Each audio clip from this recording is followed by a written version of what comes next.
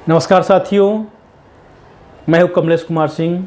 साथियों, आप सबका मेरे YouTube channel educational technical master में स्वागत है। साथियों, मैं इस चैनल पर एक से बढ़कर एक सरकारी नौकरी से संबंधित वीडियो अपलोड करता हूं। मेरा प्रयास है कि गरीब, बेरोजगार, निर्धन बच्चे एवं बच्चियों को फ्री सरकारी नौकरी में मिल सके। मैं उनके लिए रास्ता दिखाता हूं, उनको मैं गाइड करता हूं कि उन्हें कौन से फॉर्म भरने हैं, कौन सी वैकेंसियाँ निकली हुई है, जिसे देखकर वो फॉर्म को भरकर सरकारी नौकरी पा सके। साथियों, मेरा प्रयास यही है कि उन निर्धन बच्चों, उन निर्धन युवतियों को कोई पैसा नहीं देना पड़े, केवल उनको आवेदन शुल्क देना है। उसको भरकर आप निःशुल्क परीक्षा पास करके सरकारी नौकरी पा सकें। साथियों, मैंने इस प्रतियोगी परीक्षा की तैयारी करने से संबंधित भी एक चैनल बनाया है जिसका नाम है एग्ज़ाम GK 2M। उसे भी आप सब्सक्राइब कर लीजिए। अपने दोस्तों पे से आप चाहें तो सब्सक्राइब करा सकते हैं। यदि आपको लगता है कि आपके लिए फ़ायदेमंद है तो आप ज़रूर से सब्सक्राइब करिए। साथियों, आप मेरे YouTube चैनल पर बने रहिए। मैं आपके लिए एक से बढ़कर एक सरकारी नौकरी संबंधित वीडियो लाता रहूँगा। तो साथियों, बिना देर किए हुए चलिए वीडियो को आगे शुरू करते हैं।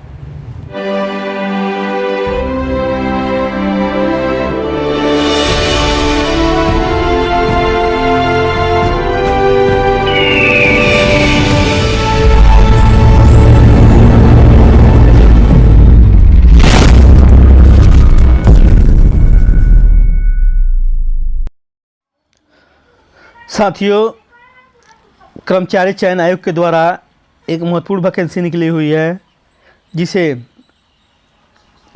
स्नातक स्तरीय परीक्षा के नाम से जाना जाता है, जिसे CGL के नाम से भी जाना जाता है। CGL 2023 के लिए वैकेंसी निकली हुई है। 7,500 पदों के लिए वैकेंसी निकली हुई है। यहाँ से ग्रुप B के पदों पर नियुक्ति की जाती है और ग्रुप C के भी पदों पर नियुक्ति की जाती है। तो चलिए इसके बारे में विस्तार से जानकारी प्राप्त कर लेते हैं। देखिए, वैकेंसी निकली हुई है गवर्नमेंट ऑफ इंडिया। यहाँ पर लिखिए भारत सरकार, कार्मिक लोक शिकायत एवं पेंशन मंत्रालय, कार्मिक एवं प्रशिक्षण विभाग, कर्मचारी चयन आयोग। देखिए, कर्मचारी चयन आयोग का पूरा एड्रेस है यहाँ पर। ब्लॉक संख्या 12, केंद्रीय कार्यालय परिसर, लोधी रोड, नई दिल्ली। नई दिल्ली से निकला हुआ है। यहाँ पर इसका वेबसाइट का पता है https://ssc.nic.in। तो ये देख लीजिए, वेबसाइट नोट कर लीजिए। नोटिस निकला हुआ है, देखिए यहाँ पर नोटिस निकला हुआ है कंबाइंड ग्रेजुएट लेवल एग्जामिनेशन 2023। इसको शॉर्ट में CGL बोलते हैं। CGL 2023 का एग्ज़ाम है ये सब डेट नोट कर लीजिए, इंपॉर्टेंट डेट है। देखिए, date for submission of online form. Online form भरने की शुरुआत हो गई है 3 अप्रैल 2023 से और भरने की अंतिम तिथि रहेगी 3 मई 2023 तक। Last date and time of receipt of online application form. Online application form receive करने की अंतिम तिथि जैसा ऊपर भी दिया गया है 3 मई 2023 रहेगी रात के 11 बजे तक। Last date and time for making online fee payment. Online fee भरने की अंतिम तिथि रहेगी 4 मई 2023 के रात के 11 बजे तक। Last date and time for generation offline challan. Offline challan generate करने का जो डेट रहेगा 4 मई रहेगा 2023 रात के 11 बजे तक। Last date for payment through challan during working hours of bank, ये रहेगा 5 मई 2023 को। Date of window for application form correction including online payment. Online payment करके आप 200 फर्स्ट बार में रहता है, दूसरे बार में 500 रुपया पेमेंट करके आप कोई भी मिस्टेक हो गया, फॉर्म भरने में कोई गलती हो गई है तो आप इसको सुधार करा सकते हैं। 7 मई और 8 मई 2 दिन करा सकते हैं रात को 11 बजे तक। देखिए, tentative schedule for tier 1 examination. Tier 1 examination 2 स्तर पर एग्जाम होगा। पहला स्तर का एग्जाम होगा कंप्यूटर बेस्ड एग्जाम होगा, ऑब्जेक्टिव टाइप होगा, MCQ क्वेश्चन रहेंगे। यह जुलाई 2023 में संभावना है। और जो टियर 2 का एग्जाम होगा ये भी कंप्यूटर बेस्ड होगा। इसकी सूचना बाद में दी जाएगी, यहाँ पर लिखा हुआ है।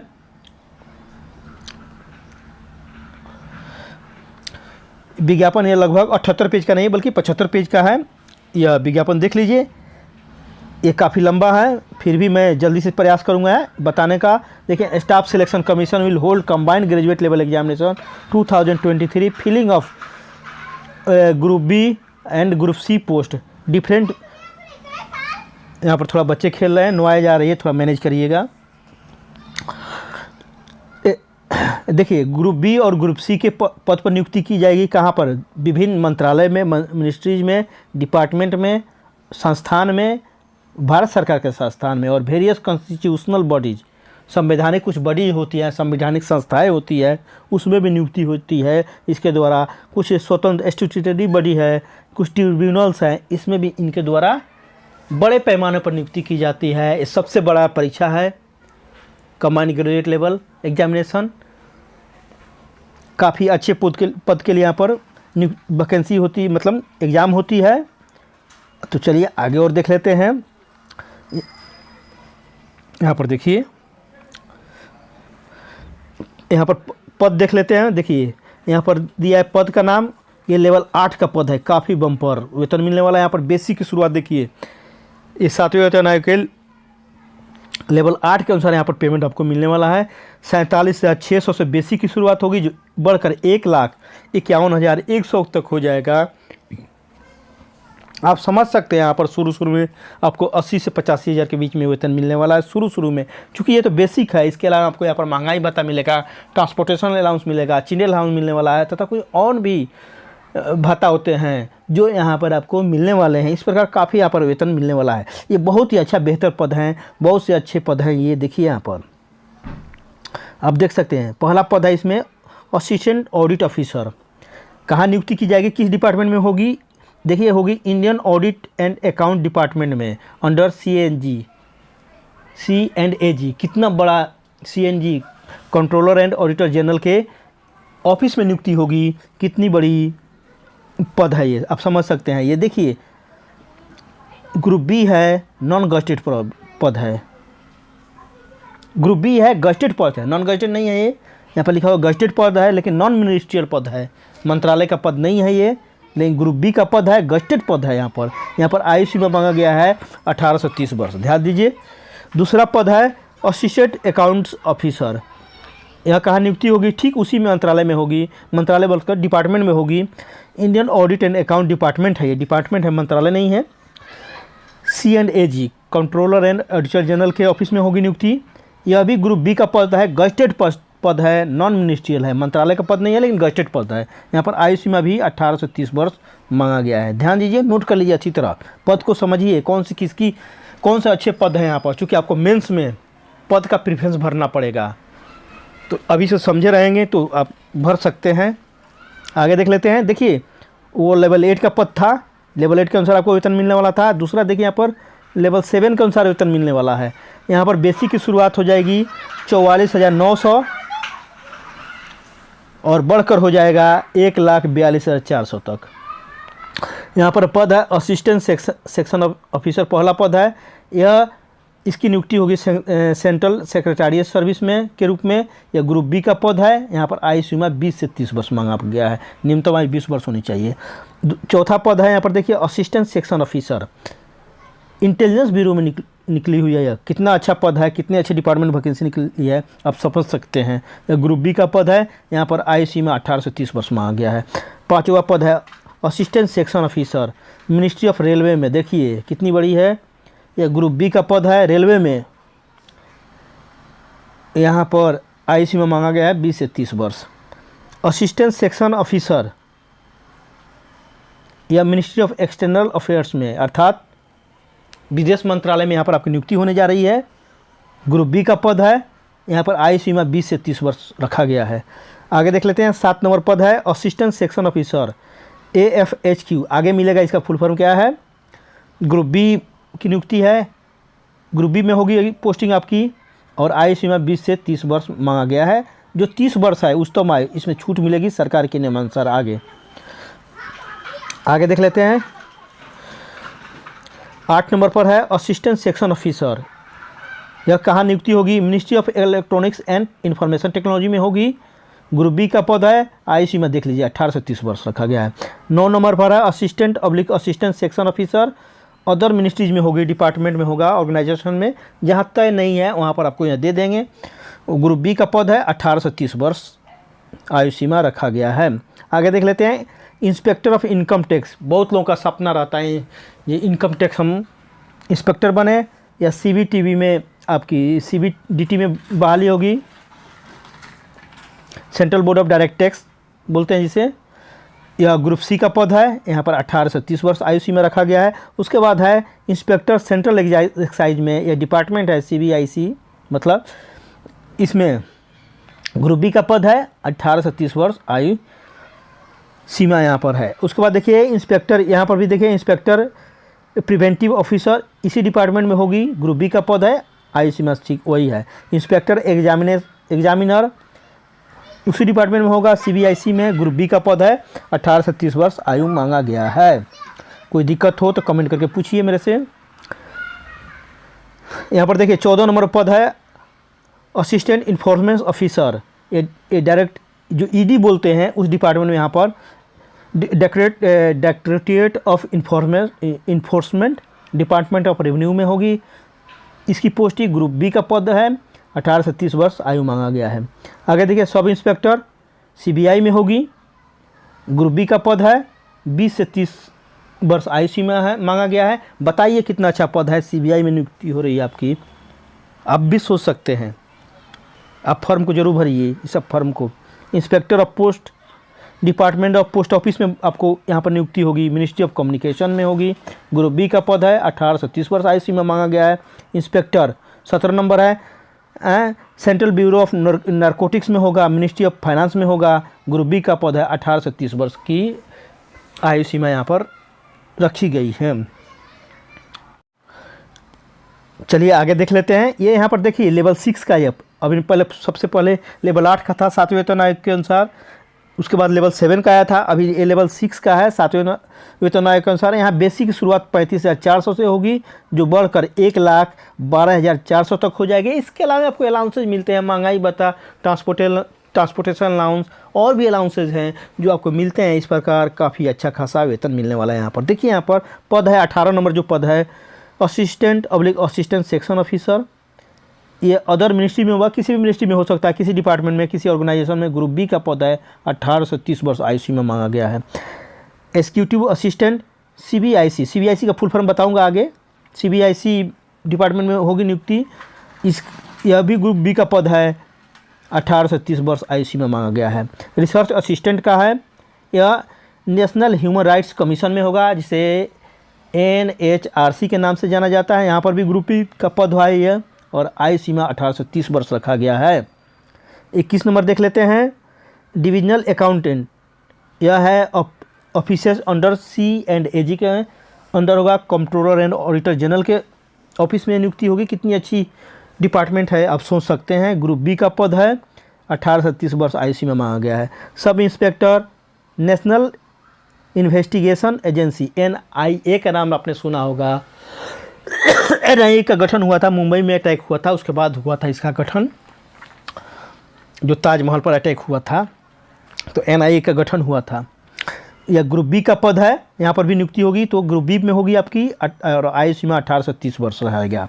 उसके बाद है 23 नंबर में sub inspector oblique junior intelligence officer, कहाँ इस आपकी नियुक्ति होगी है, नारकोटिक्स कंट्रोल ब्यूरो MHA में होगी। ग्रुप बी का पद है, 18 से 30 वर्ष की आयु सीमा रखा गया है। यहाँ पर भी 24 नंबर है junior statistical officer, ministry of statistics programme implementation में के डिपार्टमेंट में होगी। ग्रुप बी का पद है, 18 से 32 साल उस तो मतलब आयु सीमा यहाँ पर रखा गया है। 24 के बाद देख लीजिए, ये देखिए लेवल 6 का पद खत्म हो गया, अब लेवल 5 का पद आ गया है यहाँ पर। इसमें बेसिक की शुरुआत होगी 29,200 से, जो बढ़कर हो जाएगी 92,300 तक, या ग्रुप सी का पद हो जाएगा। अब देखिए यहाँ पर ऑडिटर का निकला हुआ है, कहाँ नियुक्ति होगी, ऑफिस अंडर CNG में होगी। ग्रुप सी का पद है, 18 से 27 साल तक उम्र है, मांगा गया है, आयु मांगा गया है। यहाँ पर ऑडिटर है, office under CGDA, group C का पद है, 18 से 27 साल तक उम्र। ऑडिटर अदर मिनिस्ट्री डिपार्टमेंट, दूसरे मिनिस्ट्री भी जो हैं उनमें भी होगी, ग्रुप सी का पद है, 18 से 27 वर्ष तक आयु का सीमा रखा गया है। Accountant office under CNG, group C का पद है, 18 से 27 वर्ष आयु सीमा है। Accountant controller general of accountant में नियुक्ति होगी। कितना अच्छा डिपार्टमेंट है, ग्रुप सी का पद है, 18 से 27 साल तक उम्र रखा गया है। 30 नंबर है accountant oblique junior accountant other ministry, जो मिनिस्ट्री बाकी हैं, जो मिनिस्ट्री का नाम नहीं आया है उसमें भी सीट वैकेंट रहते हैं, वहाँ पर नियुक्ति होगी। यह ग्रुप सी का पद है, 18 से 27 साल तक आयु सीमा रखा गया है। ये लेवल 5 के पद हो गए। अब लेवल 4 के पद देख लेते हैं। लेवल 4 मतलब 7वें वेतन आयोग के लेवल 4 के अनुसार कौन से पद आएंगे वह देख लेते हैं। ये देखिए यहाँ पर बेसिक शुरुआत हो जाएगी लेवल 4 में 25,500 से, जो बढ़कर हो जाएगी 81,100 तक। तो इसमें पद देखिए कौन आते हैं, postal assistant and sorting assistant, जो पोस्ट ऑफिस में नियुक्ति होती है, डाक सहायक और डाक छटाई कर्मचारी का, उसका नियुक्ति यहाँ पर होने वाला है। यहाँ पर देख लीजिए लिखा हुआ है स्पष्ट। और डिपार्टमेंट ऑफ पोस्ट में पोस्ट ऑफिस में होगा, डिपार्टमेंट मिनिस्ट्री ऑफ कम्युनिकेशन में होगा। ग्रुप सी का पद है, 18 से 27 साल तक यहाँ पर आयु सीमा रखा गया है। उसके बाद देखिए 32 number senior secretariat assistant upper division clerk, UDC जिसे बोलते हैं। यह पद है, नियुक्ति कहाँ होगी, सेंट्रल गवर्नमेंट ऑफिसेज में होगी, ministry of other than CSCS cadre के अलावा होगी। ग्रुप सी का पद है, 18 से 27 साल आयु सीमा रखा गया है। बहुत से डिपार्टमेंट अपने को उतना भी नहीं जानकारी है, कहने का मतलब नियुक्ति होने के बाद पता चल जाता है कौन सा डिपार्टमेंट क्या है।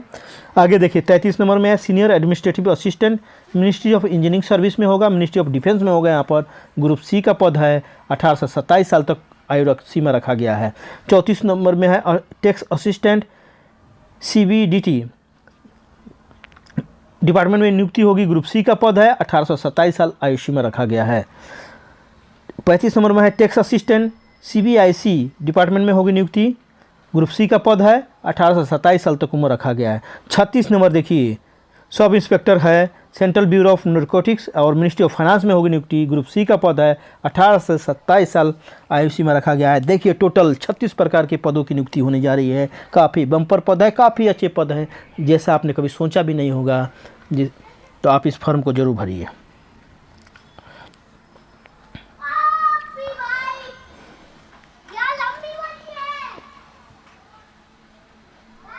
आगे और आप डिटेल्स पढ़ सकते हैं, चाहें तो काफ़ी लंबा विज्ञापन है। मैं चाहूँगा कि देखिए यहाँ पर टोटल विज्ञापन अप्रॉक्स लिखा है 7,500 है। और भी आ सकते हैं विज्ञापन, धीरे धीरे विज्ञापन, मतलब ये वैकेंसी है 7,500। लास्ट समय तक भी मतलब वैकेंसी ऐड हो जाते हैं अगर किसी डिपार्टमेंट से आए तो विज्ञापन में वैकेंसी जो दिया है उससे ज़्यादा भी हो जाते हैं। आप इसको मानकर चलिए। आगे देख लेते हैं जो इम्पोर्टेंट है, देखते हैं। यहाँ पर देखते हैं 4 नंबर नेशनलशिप कौन कौन भर सकते हैं और सिटीजनशिप।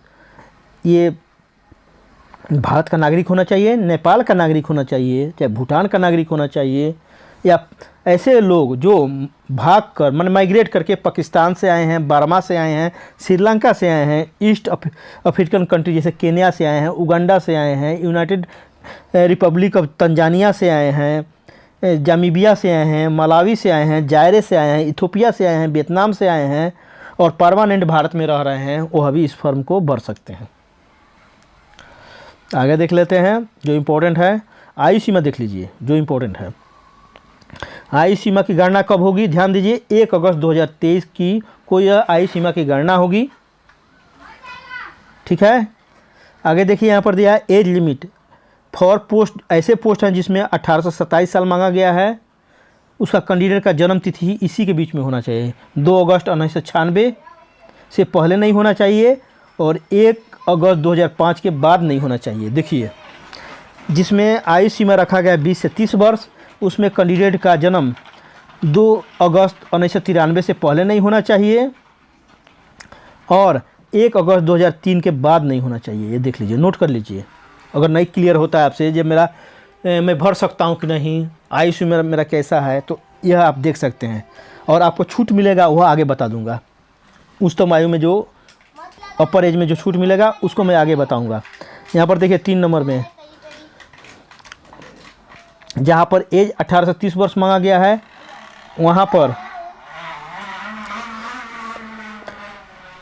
जन्म तिथि मतलब कैंडिडेट का 2 अगस्त 1993 से पहले नहीं होना चाहिए और 1 अगस्त 2005 के बाद नहीं होना चाहिए, यह ध्यान दीजिए।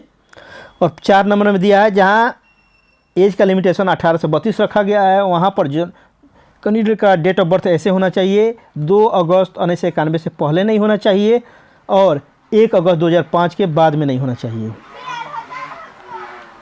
और देखिए छूट देख लीजिए यहाँ पर, जो उच्चतम आयु है उसमें कैसे छूट मिलेगा। शेड्यूल ट्राइब को 5 वर्ष का छूट मिलेगा, 5 वर्ष और ऐड कर लीजिए उसमें।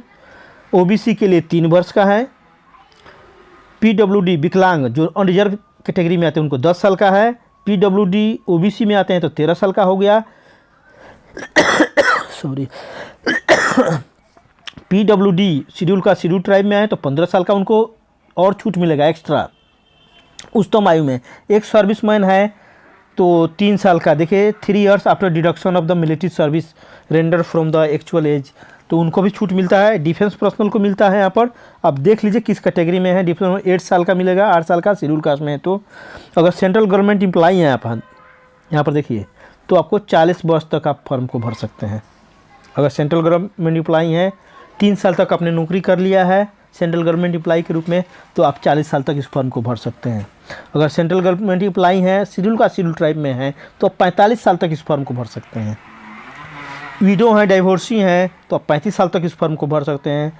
विडो हैं, डाइवोर्सी हैं, शेड्यूल ट्राइब में आते हैं तो 40 साल तक भर सकते हैं। तो आप देख सकते हैं यहाँ पर, आप देख सकते हैं सब, आप धीरे धीरे देख सकते हैं। चाहे तो आप स्टडी कर लीजिए इसको, आयु सीमा का।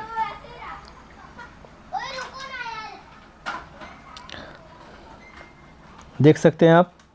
तो जो इम्पोर्टेंट है उसको मैं आगे बताते जा रहा हूँ। जो इम्पोर्टेंट है, चूँकि 75 पेज का विज्ञापन है, पूरा बताना संभव भी नहीं है, काफ़ी वीडियो लंबा हो जाएगा, कोई देखेगा नहीं। एनेक्सर में आगे सब दिया रहता है, कैसे फॉर्मेट बनाना है, कैसे डॉक्यूमेंट्स आपको बनाना है, शेड्यूल का कैसे रहेगा, ओबीसी का कैसे रहेगा, जैसा कि और वीडियो में मैं बताते रहता हूँ। अगर दिक्कत हो तो आप कमेंट करके पूछ लीजिए मुझसे, ये देख सकते हैं। अब देखिए ये इंपॉर्टेंट चीज़ है जो देख लेते हैं।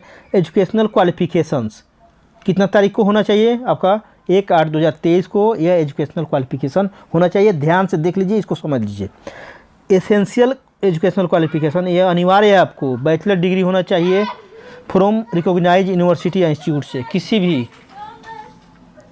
मान्यता प्राप्त संस्थान से या यूनिवर्सिटी से स्नातक डिग्री होना चाहिए, चाहे किसी भी सब्जेक्ट में हो, science, arts, commerce, economics, engineering, medical, किसी भी सब्जेक्ट में हो, ग्रेजुएशन है तो आप फॉर्म को भर सकते हैं। ये देखिए डिजरेबल क्वालिफिकेशन या नहीं भी है तो आपको चलेगा, आपके पास सीए है तो अच्छी बात है, कॉस्ट एंड मैनेजमेंट का, अकाउंटेंट, कंपनी सेक्रेटरी का है तो अच्छी है, एमबीए किए हैं तो अपने तो अच्छा है, अन्यथा आपने सिंपल ग्रेजुएशन किया है तो इस फॉर्म को भर सकते हैं।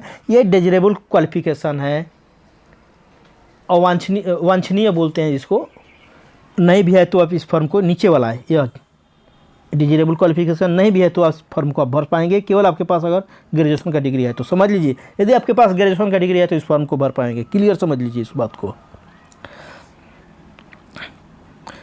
देखिए एक पद है जूनियर स्टैटिस्टिकल ऑफिसर, इसके लिए देखिए क्वालिफिकेशन क्या मांगा गया है।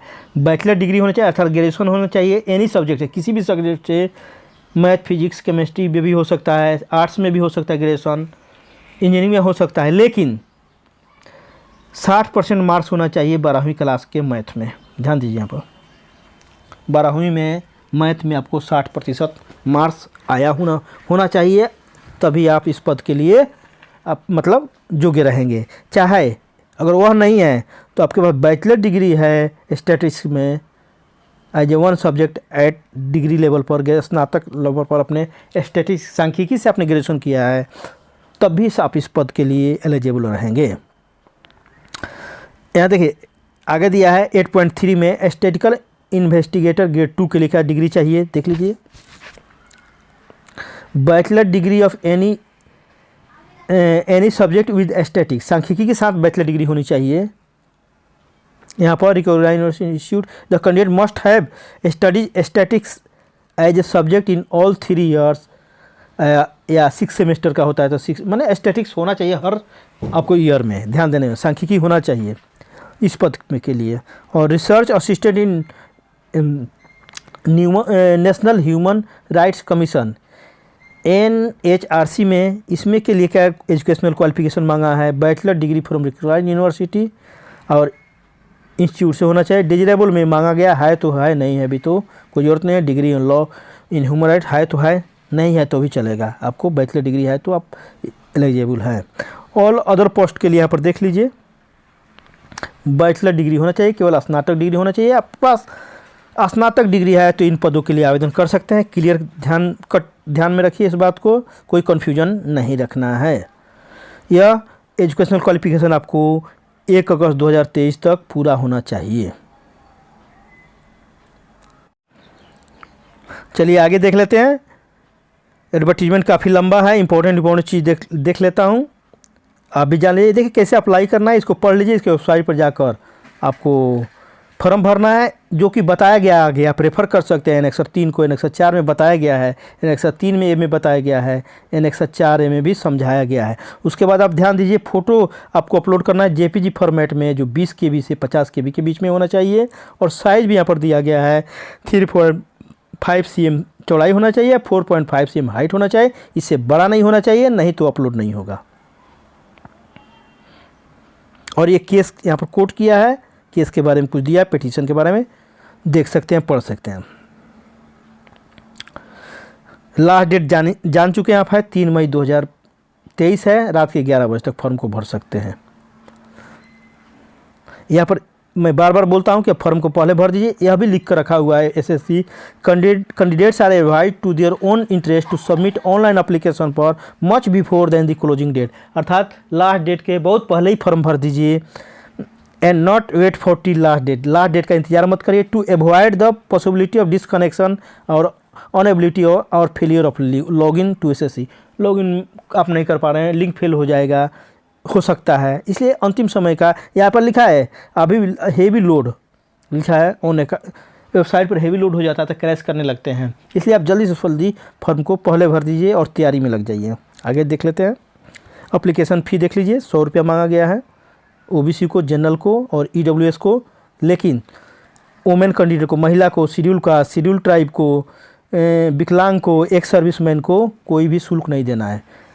केवल 100 रुपया है किसको, ओपन कैटेगरी के लिए, जनरल के लिए, OBC के लिए, आर्थिक रूप से कमजोर वर्ग के लिए 100 रुपया। जबकि महिला को, अनुसूचित जाति को, अनुसूचित जनजाति को, विकलांग को, भूतपूर्व सैनिकों को कोई भी शुल्क नहीं देने की आवश्यकता है। आप ऑनलाइन शुल्क भर सकते हैं, फी भर सकते हैं, भीम द्वारा, UPI द्वारा, नेट बैंकिंग द्वारा, क्रेडिट कार्ड, डेबिट कार्ड, रुपए के द्वारा, मेस्ट्रो कार्ड द्वारा, SBI चालान के द्वारा आप भर सकते हैं। डेट बता चुका हूं पहले भी, दोबारा रिपीट करने की आवश्यकता नहीं है। ये करेक्शन का डेट है, इसके लिए आपको 7 मई 2023 से 8 मई 2023 तक है, रात के 11 बजे तक समय मिलेगा। फॉर्म में कोई त्रुटि रह गई है तो आप करेक्शन करा पाएंगे इसको। यहाँ पर देखिए 200 रुपया फर्स्ट बार में फॉर्म भरना है और सेकंड बार करेक्शन कराएंगे तो 500 रुपये भरना है। यहाँ पर देख लीजिए, समझ लीजिए अच्छी तरह से। सेंटर ऑफ एग्जामिनेशन ये देख लीजिए, इंपॉर्टेंट है। भारत में SSC के 9 रीजनल ऑफिसेज हैं, ये बात समझ लीजिए। 9 रीजनल ऑफिसेज हैं, उनके द्वारा ही अलग अलग रीजन के एग्ज़ाम कंडक्ट किए जाते हैं, कंट्रोलिंग रहता है। जैसे देखिए सेंट्रल रीजन है, सेंट्रल रीजन का में कौन कौन स्टेट आते हैं, बिहार और उत्तर प्रदेश आते हैं। इसका रीजनल ऑफिस है प्रयागराज में, इलाहाबाद पहले था, अभी प्रयागराज हो गया। देखिए ये एड्रेस है और उसके वेबसाइट का भी यहाँ पर पता दिया गया है, तो आप समझ लीजिए। इसी तरह देखिए 2 नंबर पे है दूसरा रीजनल ऑफिस। दूसरा रीजनल ऑफिस है ईस्टर्न रीजन। इसमें कौन कौन स्टेट आते हैं, या ये देखिए अंडमान निकोबार द्वीप, आइलैंड, झारखंड, ओडिशा, सिक्किम, वेस्ट बंगाल आते हैं इसमें। इसका एड्रेस कोलकाता में है, कोलकाता में इसका रीजनल ऑफिस है। इसमें ये सब आते हैं, पोर्ट ब्लेयर आ गया, धनबाद सेंटर है, जमशेदपुर सेंटर है, रांची सेंटर है, बलासोर सेंटर है, ब्रह्मपुर में है, भुवनेश्वर में है, कटक में है, राउरकेला में है। तो ईस्टर्न रीजन में यहाँ सब सेंटर है। उसी तरह ऊपर में था, आप देख सकते हैं, ऊपर में चाहिए तो मैं बता देता हूँ। पटना में है, भागलपुर में है, मुजफ्फरपुर में है, पूर्णिया में है, बरेली में है, गोरखपुर में है, झांसी में है, कानपुर, लखनऊ, मेरठ, प्रयागराज, बनारसी आदि में सेंटर हैं। इसी प्रकार हर रीजनल इसका जो सेंटर है उसी के अनुसार यहाँ पर सेंटर भी दिया गया है। जैसे कर्नाटका और केरला रीजन के लिए ये है, एड्रेस है बेंगलुरु में है, समझ लीजिए आप, सेंटर इधर दिया है। इसी पर अगर आप मध्य प्रदेश सब रीजन में भरते हैं के रहने वाले हैं तो देखिए इसका सेंटर यहाँ पर दिया है और मध्य प्रदेश सब रीजन है। और देखिए यहाँ पर एड्रेस है जो रीजनल ऑफिस है छत्तीसगढ़ में है, आप देख पाएंगे। तो आप इसको देख लीजिए पूरा, आप किस रीजनल ऑफिस में आते हैं उसका वेबसाइट भी दिया गया है, उस पर जाकर भी आप देख सकते हैं। नॉर्दर्न रीजन दिल्ली का है, ये देखिए दिल्ली का है, देहरादून, रुड़की, दिल्ली, अजमेर, बीकानेर, जयपुर, जोधपुर, उदयपुर, सीकर, यह नॉर्दर्न रीजन में आता है। दिल्ली, राजस्थान, उत्तराखंड इसमें शामिल है। इसका एड्रेस यह है, जो हेड ऑफिस है वही वाला एड्रेस है इसका। तो इस प्रकार देखिए 9 टोटल हैं, टोटल 9 है। देखिए अपन 9 नंबर हो गया, 9 नंबर ये पणजी वाला है, वेस्टर्न रीजन है, मुंबई वाला रीजन है ये, दादर नगर हवेली, दमन एवं दीव, गुजरात, महाराष्ट्र। यहाँ पर देखिए सेंटर कहाँ है, पणजी में है, अहमदाबाद, आनंद, गांधीनगर, मेहसाना, राजकोट, सूरत, बड़ोदरा, अमरावती, औरंगाबाद, जलगांव, कोल्हापुर, मुंबई भी है, नागपुर, नांदेड़, नासिक, पुणे। यह अब देखिए इसका सेंटर यहाँ पर है, मैं थोड़ा और इधर करके दिखा देता हूँ। ये देखिए regional director WR staff selection commissioner first floor south wing Pratiksha Bhavan 101 महर्षि कार्वे रोड मुंबई महाराष्ट्र। यहाँ पर वेबसाइट भी दिया हुआ है। ये चर्चगेट के पास है, मॉरी लाइन और चर्चगेट के बीच में है, इस साइड में है, आप देखा भी होगा इस ऑफिस को आपने। तो ये आपको रीजनल ऑफिस हो गए और सेंटर भी हो गए। देख लीजिए आपको सेंटर अपने पास वाला भरिएगा। आगे देखता हूँ एग्ज़ाम, देखिए एग्ज़ाम का पैटर्न रहेगा, कंप्यूटर बेस्ड एग्जाम होगा, ऑब्जेक्टिव टाइप होगा, मल्टीपल टाइप होगा, 2 टीयर में होगा, 2 स्तर में होगा, टीयर 1 टीयर 2। ठीक है, अब देख लीजिए, पढ़ लीजिए, समझ लीजिए। आप 100 रुपये देकर इसका आंसर भी मंगा सकते हैं, यहाँ पर लिखा हुआ है। अब देखिए ये ध्यान से दीजिएगा, यहाँ ध्यान दीजिएगा, एग्ज़ाम बता रहा हूँ, एग्ज़ाम पैटर्न बता रहा हूँ। स्कीम ऑफ टीयर 1 एग्जामिनेशन कैसे होंगे, कितने क्वेश्चन आएंगे देख लीजिए। यहाँ पर जनरल इंटेलिजेंस एंड रीजनिंग पर रहेगा, 25 क्वेश्चन रहेगा, 50 मार्क्स का रहेगा। जनरल अवेयरनेस, सामान्य सचेतता, जीके रहेगा, करंट अफेयर्स इसमें रहेगा, 25 क्वेश्चन रहेगा, 50 मार्क्स का रहेगा। क्वांटिटेटिव एप्टीट्यूड, मैथमेटिक्स इसमें रहेगा, मैथमेटिक्स रहेगा इसमें, यह 25 क्वेश्चन रहेगा, 50 मार्क्स का रहेगा। इंग्लिश कंप्रीहेंशन रहेगा, 25 क्वेश्चन रहेगा, 50 मार्क्स का रहेगा, 1 घंटा मिलेगा। और जो विकलांग हैं, जो दूसरे को सहायता से लिखवा रहे हैं, विकलांग लोग लिखवाते हैं, स्क्राइब बोलते हैं, पर लिखा हुआ है देखिए स्क्राइब, उनके लिए 20 मिनट ज़्यादा रहता है। अगर आप विकलांग हैं तो आप इसका फ़ायदा उठा सकते हैं। ये देखिए टीयर 1 क्या होगा, ऑब्जेक्टिव टाइप होगा, यहाँ पर लिखा हुआ मल्टीपल चॉइस क्वेश्चन रहेगा, इंग्लिश और हिंदी दोनों में रहेगा। यहाँ पर निगेटिव मार्किंग का ध्यान लीजिए, निगेटिव मार्किंग रहता है, काफ़ी ज़्यादा निगेटिव मार्किंग रहता है, 50% निगेटिव मार्किंग है, अर्थात 0.50। एक क्वेश्चन गलत करेंगे तो आधा मार्क्स कट जाएगा, इसलिए ध्यान से बनाइएगा, परीक्षा दीजिएगा, अच्छी तरह से तैयारी करिए।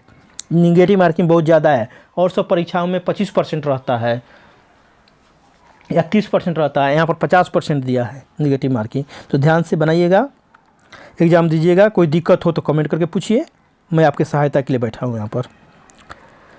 टीयर 2 का एग्ज़ाम देखिए, यहाँ पर टीयर 2 देख लेते हैं। टीयर 2 का हो तो टीयर 1 हो गया, टीयर 2 में क्या रहेगा, सेक्शन 1 में क्या रहेगा, मॉड्यूल 1 रहेगा, मैथमेटिकल एबिलिटी रहेगा, 30 क्वेश्चन रहेगा, एक क्वेश्चन 3 मार्क्स का रहेगा, इस तरह 180 मार्क्स का हो गया। ये भी मॉड्यूल 2 मिलाकर 60 क्वेश्चन हो जाएंगे, 30 + 30, ये 30 + 30 60 हो गए, 60, एक क्वेश्चन 3 मार्क्स का है तो 180 अंक का होगा, टोटल 60 क्वेश्चन हो गए, 180 अंक का होगा। 1 घंटा आपको समय मिलेगा प्रत्येक सेक्शन के लिए। इस सेक्शन 1 के लिए आपको 1 घंटा मिलेगा। पेपर 1 देखिए, पेपर 1 के बारे में बता रहा था, यहाँ पर लिखा हुआ है पेपर 1। अब सेक्शन 2 देखिए, सेक्शन 2 में क्या रहेगा, इंग्लिश लैंग्वेज एंड कम्प्रीहेंशन रहेगा, ये 45 क्वेश्चन रहेगा।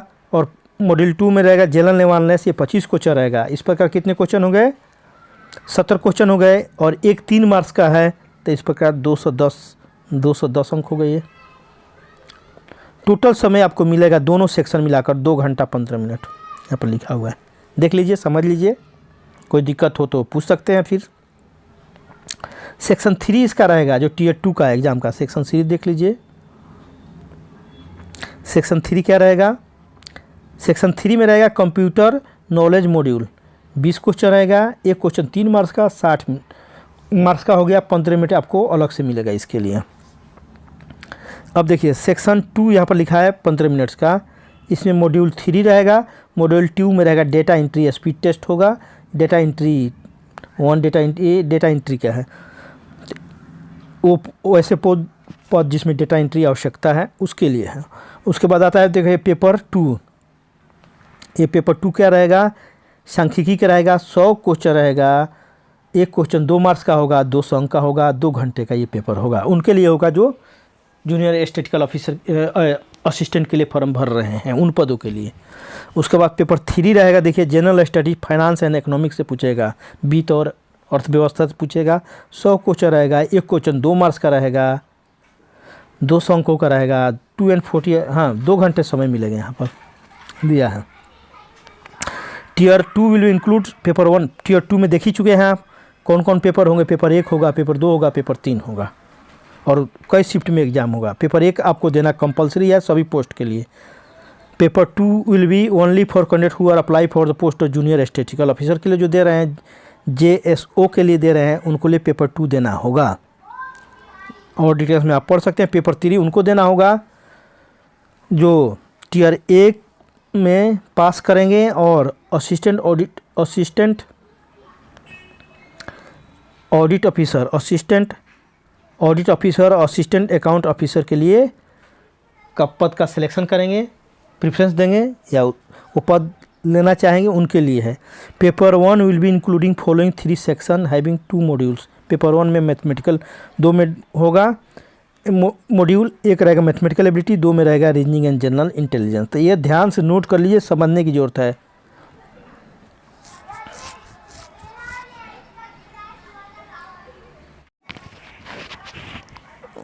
साथियों चलिए आगे देख लेते हैं। यहाँ पर सिलेबस दिया गया है, इंडिकेटिव सिलेबस। टीयर 1 का सिलेबस है, जनरल इंटेलिजेंस एंड रीजनिंग का सिलेबस है। ये आप देख पाएंगे, पूरा नोट कर लीजिए, इसी तरह आप तैयारी करिएगा। दूसरा जनरल अवेयरनेस का है, यह सिलेबस है, आप नोट कर लीजिए।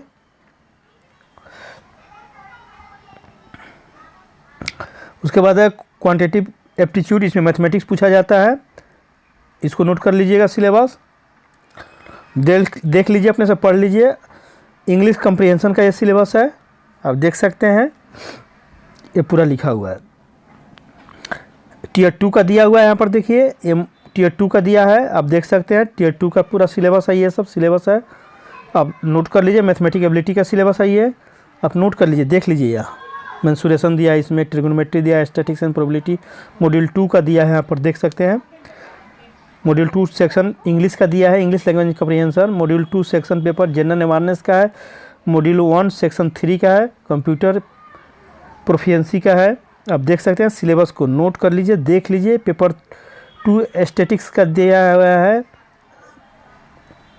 यहाँ पर देख पाएंगे पूरा, आप ध्यान से आप नोट कर लीजिए या डाउनलोड कर लीजिए, आपके पास रहेगा। ये देख सकते हैं, पेपर 3 में रहेगा general studies, finance and economics, इसका यह सिलेबस रहेगा, यहाँ पर आप देख सकते हैं। पार्ट 2 में रहेगा इकोनॉमिक्स एंड गवर्नेंस, यह देख सकते हैं आप, पूरा सिलेबस यहाँ पर दिया हुआ है। काफ़ी लंबा सिलेबस है, आप धीरे धीरे इसे देख लीजिए, नोट कर लीजिए, डाउनलोड कर लीजिए। एडमिशन टू द एग्जामिनेशन दिया हुआ है, यहाँ पर पढ़ सकते हैं। आपको एक ओरिजिनल फ़ोटो पहचान पत्र लेकर जाना है एग्ज़ाम के दिन, ध्यान रखिएगा विशेष रूप से इस बात को। आप Aadhaar card, PAN card, passport, driving licence कोई भी हो उसको लेकर जाना है, ध्यान रखिएगा इस बात को। देखिए यहाँ पर लिखा हुआ है क्या लेकर जाना है। आपको Aadhaar card, voter ID card, driving licence, PAN card, passport या कोई आईडी इशू हुआ है यूनिवर्सिटी, कॉलेज द्वारा, स्कूल द्वारा, तो वह भी ले जा सकते हैं। एम्प्लॉई कहीं आप हैं तो उसका जो आईडी जो जारी किया वो भी, एक सर्विसमैन का डिस्चार्ज बुक ले जा सकते हैं। Any other photo ID containing card issue by central government, यहाँ पर तो आप ये एक आपको यह पहचान पत्र एग्ज़ाम के दिन ओरिजिनल लेकर जाना रहता है। इस बात का विशेष रूप से ये डॉक्यूमेंट वेरिफिकेशन है, एग्ज़ाम के बाद होता है, अभी देखने की आवश्यकता नहीं है। ये देखिए इन सब में फिजिकल एग्जामिनेशन भी होगा आजकल, और मेडिकल एग्जामिनेशन भी होगा इस सब पोस्ट में, देख लीजिए इसका, देख लीजिए आप देख सकते हैं। ये सब पोस्ट हैं जो इसमें आपको फिजिकल एग्जामिनेशन देना होगा और मेडिकल स्टैंडर्ड भी पास करना पड़ेगा। यहाँ पर एनेक्सर 17 में दिया है उसके बारे में डिटेल्स, कितना हाइट होना चाहिए, कितना ये होना चाहिए। यहाँ पर आपको जो डॉक्यूमेंट सबमिट करना है वह दिया हुआ है। मैट्रिकुलेशन 10वीं का सर्टिफिकेट रहेगा, एजुकेशनल क्वालिफिकेशन सर्टिफिकेट रहेगा, कास्ट सर्टिफिकेट है, ये सब देखिए यहाँ पर पूरा पढ़ सकते हैं, देख सकते हैं। काफ़ी लंबा विज्ञापन है, काफ़ी लंबा इसका विज्ञापन रहता है, तो ये देख सकते हैं। मोड ऑफ सिलेक्शन ये थोड़ा देख लीजिए, एक बार देखने की ज़रूरत पड़ती है आपको। मिनिमम कम से कम टीयर 1 का section 1 section 2 and module 1 of section 3 और पेपर 1 पेपर 2 टीयर 2 का पेपर 2 पेपर 3 टीयर 2 के एग्जामिनेशन में इतना मिनिमम। अदर के लिए 30% कम से कम मार्क्स लाना है आपको, और ओबीसी और ईडब्ल्यूएस को 25% लाना है कम से कम मार्क्स, एंड अदर कैटेगरी को 20% लाना है। शेड्यूल कास्ट शेड्यूल टाइप को 20%, कम से कम की बात हो रही है। आप अधिक से अधिक जितना ले आइए वही अच्छा है, सबसे ज़्यादा जितना मार्क्स लाइए आप कटअप। उसके बाद यहाँ पर मिनिमम परसेंटेज एरर अलाउड ये देखिए दिया है। आगे देख लेते हैं, यह एग्ज़ाम पैटर्न के बारे में दिया है, एग्ज़ाम के बारे में दिया है। इसको पढ़ लीजिए, अच्छी तरह से पढ़ना ज़रूरी है। पढ़ सकते हैं, डाउनलोड करके पढ़ लीजिए, या धीरे धीरे इसे भी देख सकते हैं। वीडियो को आप धीरे धीरे देख सकते हैं। यहाँ पर जो इम्पोर्टेंट है आगे देख लेते हैं, क्या इम्पोर्टेंट है आगे जो इम्पोर्टेंट है देख लेते हैं।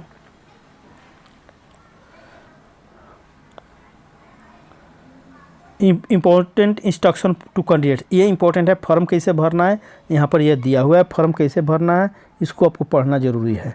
आप इसको पढ़ लीजिए, फॉर्म कैसे भरना है। 100 रुपये का फ़ी भरना है, यह भी दिया हुआ है यहाँ पर, आप देख सकते हैं। आगे फॉर्मेट आएगा, कैसे फॉर्म भरना है।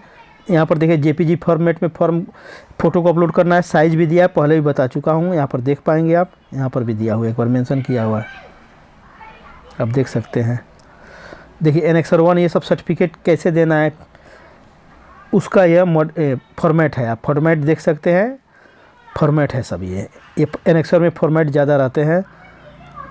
अंडरटेकिंग कहीं काम कर रहे हैं तो उसका फॉर्मेट है, ये फॉर्मेट है सब। इसी तरह आपको डॉक्यूमेंट्स बनवाने पड़ेंगे। एनेक्सर 3 है, ये इंपॉर्टेंट है। अभी procedure for the filling of online application for, आपको फर्स्ट में 2 इसमें प्रोसेस है। पहला 1 टाइम रजिस्ट्रेशन करना पड़ेगा, दूसरा में आपको पूरा डिटेल्स आपका भरना पड़ेगा। 1 टाइम रजिस्ट्रेशन करना पड़ेगा, आपके मोबाइल पर एक OTP आएगा, ईमेल पर भी आएगा, ईमेल पर वेरीफाई करना पड़ेगा। इसलिए आधार कार्ड नंबर यहाँ पर आपको चाहिए, इसलिए आप वैसा मोबाइल दीजिए जो चालू हो, और ईमेल वैसा दीजिएगा जो जिस पर मैसेज आता होगा। उसके बाद एक यहाँ पर ये आपको कोई भी पहचान पत्र रखना होगा। यहाँ पर देख लीजिए, ये सब लिस्ट दिया हुआ है। आगे देख लेते हैं कि 1 टाइम आपको रजिस्ट्रेशन करना होगा। उसके बाद देखिए यहाँ पर सीरियल 1 में क्या भरना है, सीरियल 2 में क्या भरना है, सीरियल 3 में क्या भरना है, सीरियल 4 में क्या भरना है, सीरियल 5 में। ये सीरियल क्या है, फॉर्म आप खोलेंगे तो उसमें आएगा, ये भरना रहेगा। जैसे 1 में क्या भरना है, आधार कार्ड में जैसा नंबर है, आधार कार्ड का नंबर है वो भरना है। 2 में क्या भरना है, यहाँ पर देखिए नेम एग्जैक्ट, जैसे 10वीं कक्षा में है तो 2 में आपका नाम भरना है। 3 में क्या भरना है, फादर नेम भरना है। 4 में मदर नेम भरना है। 5 में डेट ऑफ बर्थ भरना है। तो आप इसको सीरियल पढ़कर आपको भरते जाइए, अगर नहीं समझ में आता है तो ये आप भर लीजिए। ऐसे 10 है, 11 12 13 14 15 ऐसे सीरियल है या, तो इसको भरना पड़ेगा आपको 1 टाइम रजिस्ट्रेशन के समय में। उसके बाद जो एनेक्सर, उसी में एक और फॉर्मेट आगे खुलेगा, आपको पेज खुलेगा 3rd A, जो एनेक्सर 3rd A है उसमें ये आपका डिटेल्स भरना पड़ेगा आपको। देखिए यहाँ पर आपको डिटेल्स भरना है। Do you have Aadhaar card, आपके पास आधार कार्ड है तो यस कर दीजिए, अगर आधार कार्ड दे रहे हैं, नहीं तो नो करिए।